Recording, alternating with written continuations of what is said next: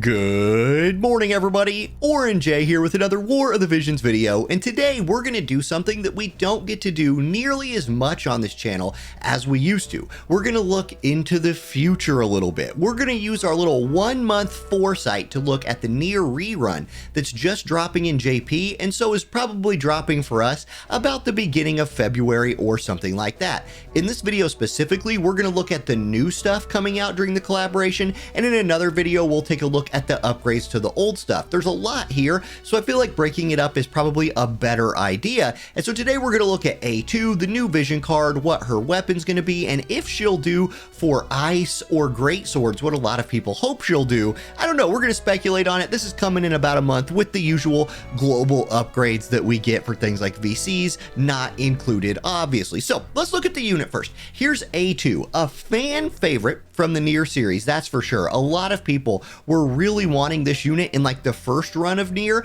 At least we're getting it in the second run, so I'm all about that. You can see she's a 100 cost ice unit. She's a great sword user. Her job is, you're a type A number 2, so great sword user. Not a job type, not a weapon type that I think gets a lot of respect. So is she elevating them? Is she elevating ice? That's what we're going to kind of look at right here. I do love the Dragon Vein Knight sub job, and the Spellblade sub job is her third. Right off the bat, something that jumped out to me was her Trust Master. This is an accessory with 2 agility on it, which is a little bit low, but 5 defense and 10 spirit is decent. 8 accuracy is decent. There's a little bit of HP. It's the buff that really caught my eye. It's a move and jump for 3 turns buff that gives Machine Killer 40. Now this has implications in PvP against other machine type units, like if you notice here, her species is machine, but also it has implications in high score PvE events. Things like move and jump buffs are important in those. Oftentimes you have somebody who maybe starts down a cliff and you need to be able to navigate that terrain. This could be a useful buff for that. Also, 40 Machine Killer could make a lot more damage happen in a high chaining event, allow you to hit those damage caps or surpass those damage caps if you're built right. I think this will be a useful TMR for a lot of people, but I don't think it's something that's a must pull. Still, move, jump, and Machine Killer 40 on packed into one TMR has PvE implications. Then the Master ability, you got the group buff that every unit has, that's fine. And then we start getting into the penetrations. So for a frontline greatsword user, here's the stats I'm going to really be looking for. I want AoE and single target resist. Obviously I want that on everybody. I then want slash attack resist penetration and defense penetration. And then for these modern units, I would really like one of another couple of things, either a way to turn off or penetrate single target or AoE resist for the unit or for their whole group in terms of like a debuff. I would like status effects, or I would like some kind of supportiness added to it, some kind of like maybe honeycomb barrier that affects your team. I'm looking for a little bit of extras, but the non-negotiables are single target resist, AoE resist, and both penetrations. Right off the bat, you see 20 slash attack resist penetration. So she's at least on the road to viability by starting the slash attack pin, and then acquired AP up. I mean, you're always going to need AP. Her dream enhancement is pierce resist and magic resist 15%. That's fine. These are definitely older stats, so not the best, but she does pick up 15 single target resist. So in another category, she's on that road to viability. Then she gets an upgraded skill. Now, before we jump into her skills and actually look at her kit, I want to bring up her sword, the Type 40 chopping machine knife. Really big, great sword right here. This thing has 196 attack, or you can build the accuracy or crit version, but probably build the attack version. The reason I bring this up now is because it gives her slash attack, AP consumption down, reduce physical damage taken based on area attack size. That's really nice. And then slash attack resist penetration 20 is on this sword. Now the slash attack resistance penetration is for anybody who uses it, not just her, but it's 20 more on top of the 20 she was already getting from her master ability. She's at 40, which means you really just need 40 more from any other source. Then she's at that 80 mark, which is the proper threshold to aim for most of these units. So she's halfway home. with her sword, which you're going to be able to farm and build, of course, and her master ability. Good. Okay, so what can we expect from her? If we look at her stats, I'm going to do this page today. I put her on the board right here with Knight of Ruincern, kind of an older 100-cost greatsword unit, but somebody that's held his own into the modern game. We have new Astrius, who's a beast, and then another older greatsword unit in Cloud that a lot of people are familiar with because he's super popular. This is going to be all of their stats at level 140 base. Now, when I say base, I'm including ability board and master ability, but no no support abilities turned on, anything like that. She's very comparable to them. You can see she's walking in with 4,300 HP, which is significantly lower only than new Astrius, but it's pretty much in line with Cloud and Ruincern. Her attack at 551 is the highest on this board, and in fact, it's significantly higher than Ruincern and Cloud, and a little bit higher, I mean 30 more attack higher than new Astrius, so that's really nice. Agility at 68, she's tied for Cloud as the fastest of these four. She's base move 3, she's got jump 2 in there, which is nice. So I think she compares very reasonably to these other 4 units in terms of just like her stats. Now, what happens to her once you start adding in her support abilities, things like that? Well, let's look. She gets an upgraded support ability, and I love it when they do this. I love upgraded support abilities. This one is 40 more slash attack penetration. Check that box. She's done. She's got her 40 slash attack penetration. Add that to her weapon and her 20 from her master ability. She's at 80. You're good there. 25 accuracy. You're never going to scoff at more accuracy. 24% attack, good. Just make that number as big as you can. And then AP consumption down synergizes with her master abilities really well. You're going to run this one all the time. This is her always on support ability. Then you have options. You can go Dragonbane Knight's Knowledge for more attack and 40 defense pin. Again, putting her farther down that defense penetration road, or really beginning her path down that defense penetration road towards viability. Or you have another good option. If you want to be a little bit harder to kill, you can pick up more slash and pierce resist and 12 AoE resist from enhanced resistance. Both of these, enhanced resist and Dragonbane Knight's Knowledge, have those core stats. So are you building for more explosive damage? Go with the defense pin. Are you building for more survivability? Go for the AoE resist with the slash and pierce resistance. Those are good. Then there's a couple situational ones. If you really need some more agility for tuning, you do have access to it here. And if you're hardcore going anti-magic, okay, you have magic resist, wind resist right here if you want to go that route, but always run this, mix in those. Okay, good. Then she has reflex. Now, here's the thing, her reflex, just avoid A2, is only a 15% proc chance. Now, it does evade both physical and magic, so it's true reflex. I do worry about the viability of any of these like really low proc chance ones. There's a lot of anti-counter move in the game right now. Still, you're just going to run reflex, and it is still a top tier reaction ability. Put that thing on. She checks that box in terms of 100% of viability. Okay, what else?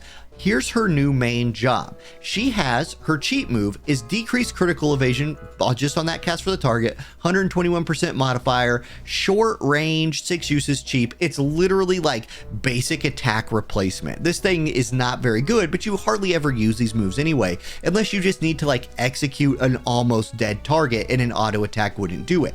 Her TP moves are real good. Let's look at those. The first one we're going to look at is her only. So this is a self buff, but it is a physical damage 50% shield for 3 times for self. Then it is also reduced physical damage taken the larger the area attack size is by up to 35% for 3 turns, and reduce magical damage taken the larger the attack area size is up to 35% for 3 turns.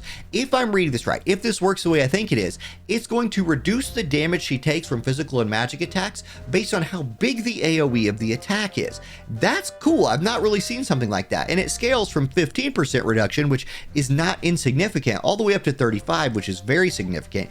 And it comes with a shield. So very, very anti-physical right here. Like with the physical shield and the physical damage reduction, I feel like you're going to want this thing on all the time. I love this move. It's unique. Good for her. Then her group buff, Survive Field. You can see it's short range group buff, but 3 uses, 34 TP. It's an agility buff for her allies, grants dispel haste for herself, grants an effect that I don't know what this is, then gives her re-raise for self, and then when she's revives, increase speed and accuracy after re-raise. So she has re-raise, which is another one of those like modern stats. This isn't in my like top tier of things to look for anymore because there's so much negation of this out there. Still, it's really good. It's just like one step down. Then the agility steroid for your group is nice. I honestly like this one better. I like her single target move better, which means if you want to use a TMR to buff your group, you can, and we'll see what this is. I just wish I knew. If this is absolutely insane, maybe you still run this anyway. Then her attacks. She has an increased defense penetration 40 for 3 turns for herself. It's important that this is a 3-turn increase. We'll go ahead and look at the upgrade run right here because it's not just for this cast. This means if you run this move with this support ability, you're at that 80 defense penetration, essentially finishing off your penetrations that you have to do like the amount of damage you need a great sword DPS unit to deal. So good. Yeah, I can see this move being used a lot. It's also a diamond shaped AoE, which you can't have enough of those. It then dispels courage on targets. Let's go. And cast a skill after you do it, repair for self. So let's go look at repair for self. Here it is, A2 repair. It's going to restore HP for her an ally and for herself 30%. So she heals herself, she heals an ally after she does this big AoE attack. That is one of those little, when I was talking about things that I look for in a unit, and I'm looking for penetrations, resist, and then kind of another little gimmick or another little mechanic. Here's another little mechanic. Big AoE damage with follow-up heal. Love it. So far she's checking a lot of boxes, like theoretically checking a lot of boxes anyway. We'll get to some other stuff. So I like this move a lot. Then she has a dispel, protect, and shell move, 200% modifier, which is big. Problem with this is it's line based, but it is a multi-hit attack, so that's good. Then destroyer attack. This is good. This is a good move.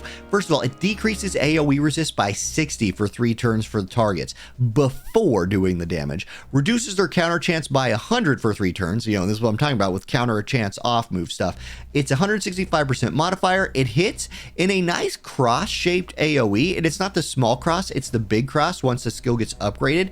Then it has boosted accuracy with absorbing the damage done. So another way of self-healing here, and a way of turning off some AoE resist on the enemy, opening your team up to doing more AoE damage. Love this move. She has a lot of very, very modern stuff in this kit, and that's what I'm looking for. I think based on this alone, I can already say if you're somebody who's a fan of her, you want to build her in some ice teams, some greatsword teams, she's going to do the job for you. You're not going to have a problem. Now, her other new job that she's getting, she has Berserker mode, where she consumes 10% of her own HP to get 70% attack buff for 3 turns and restore CT when performing a critical hit rate. I think this is a cool self steroid, and I could see somebody running this alongside her other self buff, just be like self buff, self steroid, let's get in there and start doing some people. And then she has self destruct. It consumes 60% of her HP to do 205 colorless, typeless damage, and the modifier is increased by 80% if there are 5 dead units, and it stuns targets at a boosted rate. 50% chances of boosted rate. I really want to see what kind of damage this does. Is there just some world where this is like insanely good? Maybe. It's really awesome. So she has a lot of very modern, like useful things, and she has some awesome built in there. I think you're going to see a lot of play out of this girl.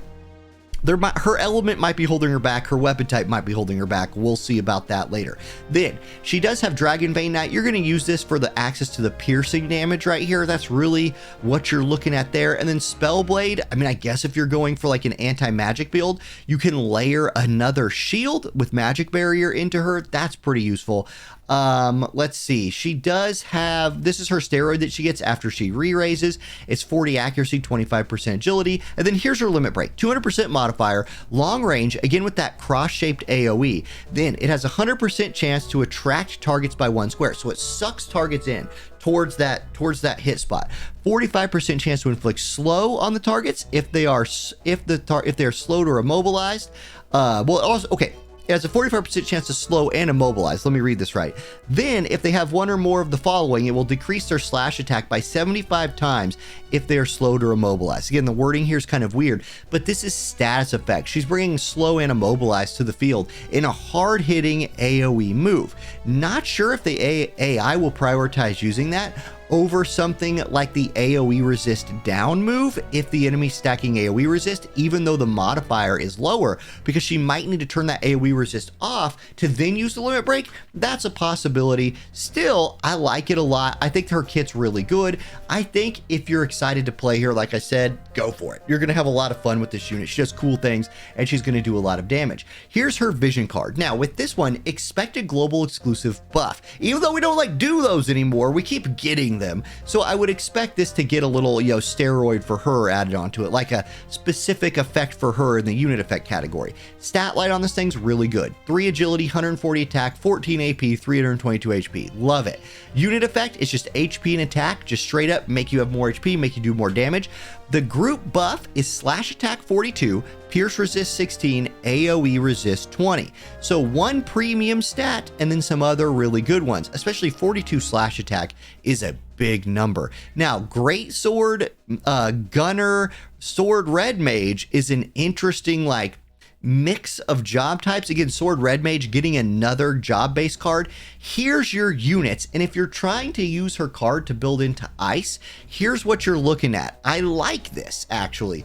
Howl at the Heaven's Blade and Reagan are great units. They're not at that top busted tier, but they're one down from there, so I like them a lot. Here's Elia, who's still good. Agrius is a fan favorite, and someday Final Fantasy Tactics will get a rerun and Agrius and all those units will get great buffs and we could play our favorite units again. Please, Gumi Square, please do that thing. Winter Ravis is on there, who's cost limited goddess, and then you have other collaboration units and Velric on there too for fun. So I think that is a good card. And then we already looked at her weapon. Again, you're going to use this on her if you're playing her. So that's the A2 preview. I do think ice is not the greatest element in the game right now, but she brings a lot to it. And with her vision card, including Reagan and Howl at the Heaven's Blade, I think you can mix them in if you wanted to run mono ice with her. Will there be some good great sword teams? You don't see that very often, but maybe you start to see it with her. Either way, if you're excited for her, I think your hope is well placed. So thank you guys for watching. Next video about this, I will talk about the boosts, the upgrades to the other two units, but I figured this would be a long video and it's 16.5 minutes. I was right. So there we go. There's your preview for A2. Have a good day, everybody. I'll catch you next time. Peace.